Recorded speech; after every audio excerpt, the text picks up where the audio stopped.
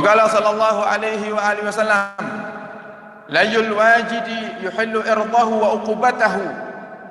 Orang yang menunda-nunda, orang yang menunda-nunda daripada membayar hutang, yuhillu irdahu, menjadikan dirinya halal akan kehormatannya dan halal untuk dihukum. Halal untuk dihukum. Di orang-orang yang mampu untuk melunasi hutangnya, tapi kok dia tidak mau membayar, nah ini kan sering. Makanya hati-hati, Islam itu membolehkan kita untuk berhutang, tapi jangan biasakan berhutang. Makanya sampai para ulama katakan, jangan kamu berteman dengan orang yang biasa ngutang. Jangan kamu berteman dengan orang yang biasa ngutang, padahal ngutang itu halal. Tapi para ulama ahli tasawuf melarang kita untuk berkumpul dan bersahabat dengan orang-orang yang biasa ngutang. Kenapa? Pasti bakal nular nanti. Orang itu kalau sudah biasa ngutang, dia remehkan. Oh, sekarang ngutang, besok utang lagi. Besok utang lagi, utang lagi. Lah kita dilarang oleh para ulama ahli tasawuf untuk kumpul dengan orang-orang model seperti ini. Kenapa? Kita bisa ketularan nanti. Karena kalau sudah ketularan, ini masalahnya hak ini ya. Utang itu masalahnya hak, makanya kalau tidak kepepet jangan utang. Kenapa seperti itu? Nah, misal hutang itu dalam kehidupan kita, lebih khususnya di Indonesia ini, itu hampir bisa dikatakan kalau kita hutang kemudian kedengaran orang lain itu kadang malu. Gitu, nah, sehingga keseringannya apa? Di saat kita berhutang, kita berusaha untuk menyembunyikan itu. Kita berusaha untuk menyembunyikan itu. Bahkan terkadang istri tidak tahu, ya. Anak tidak ada yang tahu. Ini malah lebih bahaya ini. Kenapa? Kita hutang, misal saya hutang kepada Pak Haji Saifuddin, ya, semoga saya tidak punya hutang. Punya hutang ini berat, ya. Misal ini saya contoh berhutang kepada Pak Haji Saifuddin. Kemudian saya tidak kasih tahu istri, saya tidak kasih tahu anak. Saya berhutang, saya bilang ke Pak Haji, insya Allah sebulan saya bayar. Dapat seminggu saya mati. Dapat seminggu saya mati. Terus bagaimana setelahnya? Kalau istri dan anak-anak saya nantinya tidak tahu kalau saya punya hutang, maka seumur saya di alam kubur atau selamanya saya dikubur sampai nanti yaumul ba'ats, hari kebangkitan, saya dibelenggu, diikat di kuburnya. Nah, jangan remehkan hutang. Jadi disiksa. Siksanya itu diikat. Bayangkan jenengan diikat dengan tali yang kencang. Makanya pernah suatu hari Sayyidina Rasulullah SAW diminta oleh para sahabat untuk mengimami salah seorang sahabat yang meninggal. Nabi Muhammad menolak. Nah ini dia, hutang itu halal, tapi kalau kita jadikan kebiasaan menjadi hal yang buruk. Nabi Muhammad pernah menolak untuk menjadi imam sholat jenazah yang jenazahnya punya tanggungan hutang. Tidak mau Nabi Muhammad. Nabi Muhammad milih tidak ngimami jenazah yang masih punya tanggungan hutang. Akhirnya apa yang terjadi? Sayyidina Abu Bakar, ya Rasulullah, jadilah engkau imam sholat jenazah saudara kita ini, nanti urusan hutangnya saya yang nanggung, kata Sayyidina Abu Bakar. Hutangnya saya yang nanggung. Kalau Allah berikan kepada saya kemudahan, saya akan lunasi, wahai Rasulullah. Nah, baiklah kalau begitu. Akhirnya Rasulullah mau jadi imam. Begitu Rasulullah jadi imam, selesai dikuburkan, kemudian datang hari selanjutnya, ketemu Sayyidina Abu Bakar, tanya, ya Abu Bakar, gimana utangnya si fulan yang kemarin, sudah kau bayar belum? Belum ya Rasulullah, belum ada rezeki, belum ada rezeki uang. Datang hari kedua, hari selanjutnya, tanya lagi, bagaimana Abu Bakar? Terus seperti itu.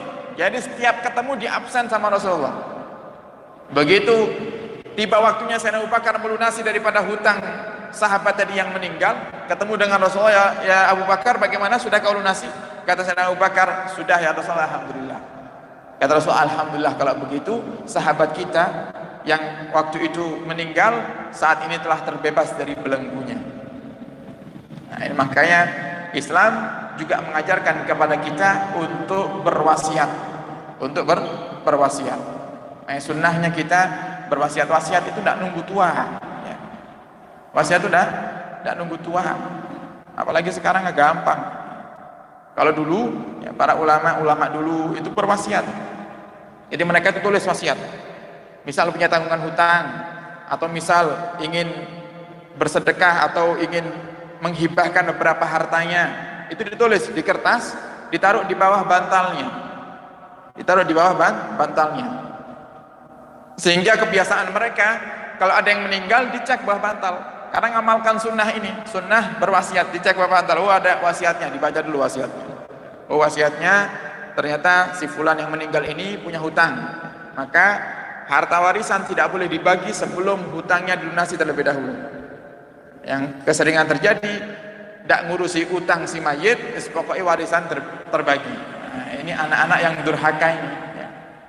Seakan-akan membagi warisnya dengan cara syariat, tapi pada hakikatnya telah durhaka kepada orang tuanya. Makanya sampai akhirnya ada beberapa para ulama-ulama, para salaf itu yang mereka tidak mau meninggalkan harta kepada anak-anaknya. Kenapa? Harta ini ngerusak. Dunia ini merusak. Mungkin saat ini anak-anak kita dengan harta dipegang oleh kita, mereka jadi anak-anak yang baik, soleh-solehah. Tapi di saat harta itu jadi haknya mereka, akhirnya mereka berebutan, lupa mana yang hak, mana yang batil, mana yang halal, mana yang haram. Jadi urusan hutang, hati-hati, jangan biasakan untuk menghutang kecuali dalam keadaan yang kepepet, ya. Mendesak harus hutang, maka berhutanglah, dan itu pun harus ditulis, kemudian buat wasiat, sampaikan kepada istri, wahai istriku, saya punya hutang kepada fulan sekian, saya takut hari ini atau nanti malam atau besok pagi saya meninggal, kalau seandainya saya meninggal tolong ini dilunasi ya. Itu sampaikan, jangan malah disembunyikan. Makanya karena kebiasaan atau adat di Indonesia, hutang itu adalah seperti halnya aib yang kita sembunyikan, akhirnya menjadikan diri kita sendiri sengsara nanti. Akhirnya kita dibelenggu di kuburan, keluarga kita santai-santai saja, warisan sudah habis dibagi, ada yang dibuat beli mobil, ada yang buat beli motor, kita bingung mau menyampaikan ke anak, nah bapak punya hutang, nggak bisa. Mau menyampaikan ke istri, aku punya hutang, nggak bisa. Makanya dibiasakan untuk berwasiat dan jangan biasakan untuk berhutang.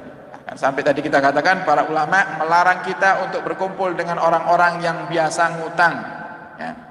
Nah, lagi-lagi tadi ini kebiasaan di Indonesia, ya, bahasa yang terkadang kurang enak kalau didengar, diindah-indahkan lagi, ya. Apa? Kredit, ya, kan utang kredit itu.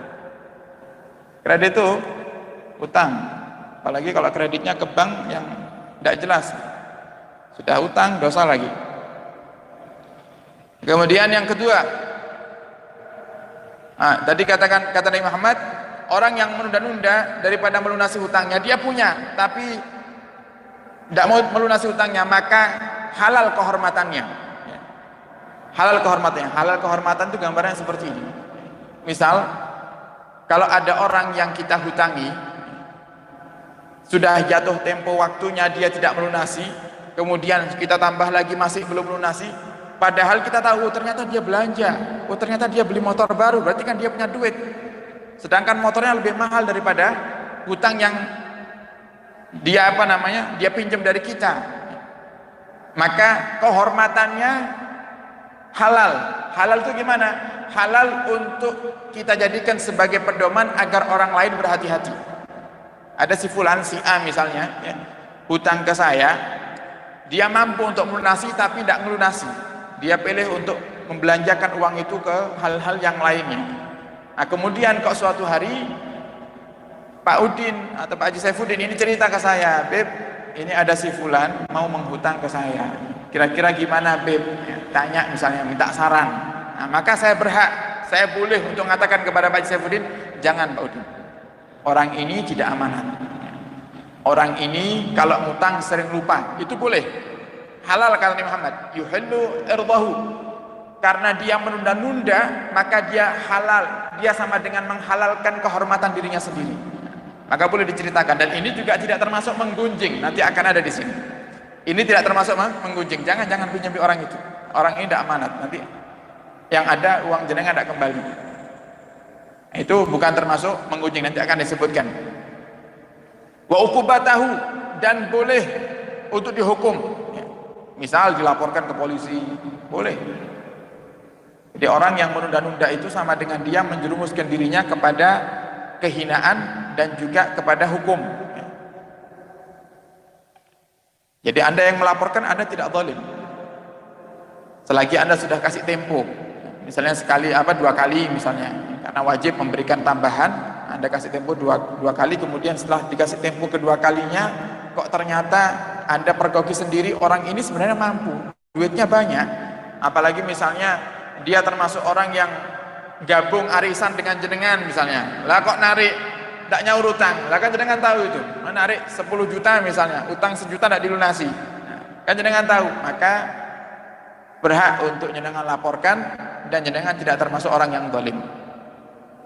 Yang kedua, daripada membicarakan orang yang tidak dianggap menggunjing, al-isti'anah ala taghyiril munkar, meminta bantuan agar kemungkaran itu bisa berubah, meminta bantuan kepada misalnya seorang ustadz atau salah satu tokoh di kampung, di desa, yang kiranya dengan kita minta tolong kepadanya, dia bisa merubah kemungkaran orang yang kita laporkan. Misal Pak RT misalnya, mohon maaf Pak RT, ini ada warga kita yang dia itu suka main judi misalnya, suka main judi, kan otomatis tujuan kita melaporkan ini kan supaya ditegur, maka ini boleh dan ini tidak termasuk menggunjing. Waraddil asi ila salah, dengan tujuan juga untuk mengembalikan orang yang bermaksiat kepada kebaikan supaya tobat, kita laporkan. Tujuan melaporkannya untuk minta tolong supaya ditegur agar kemungkaran ini hilang, maka ini boleh. Ini biasanya kan terjadi di kampung-kampung, di desa-desa, datang warga ke rumah kepala desa atau datang warga ke rumah Pak RT, Pak RW melaporkan tentang kemaksiatan yang sedang marak terjadi di kampung misalnya. Nah, ini tujuannya adalah untuk supaya kemungkaran itu hilang, kemaksiatan itu pergi dari kampung kita. Ini diperbolehkan dan tidak termasuk menggunjing. Dalilnya adalah marra ba'dhu sahabati ala ahadihim falam yaruddas salam. Pernah suatu hari lewat sebagian sahabat di hadapan sahabat yang lainnya, falam yaruddas salam, dan dia tidak menjawab salam. Jadi ada seorang sahabat yang mengucapkan salam, kemudian yang disalami tidak jawab, padahal dia dengar. Fadhahaba ila Abi Bakar fa akhbarahu. Kemudian sahabat yang menyampaikan salam ini, yang mengucapkan salam, melaporkannya kepada Sayyidina Abu Bakar As-Siddiq. Faja'a liyuslih walam yakun dzalika ghibah. Kemudian Sayyidina Abu Bakar mendatangi orang yang tidak menjawab salam, ditegur sama Sayyidina Abu Bakar. Maka melaporkannya seorang sahabat yang mengucapkan salam tadi kepada Sayyidina Abu Bakar tidak termasuk menggunjing. Kenapa? Karena ada maslahah. Setelah dilaporkan ada maslahah. Apa maslahahnya? Sayyidina Abu Bakar menasihati daripada sahabat yang tidak menjawab salam. Walam yakun dzalika ghibah, dan itu tidak termasuk menggunjing, kata Imam Ghazali.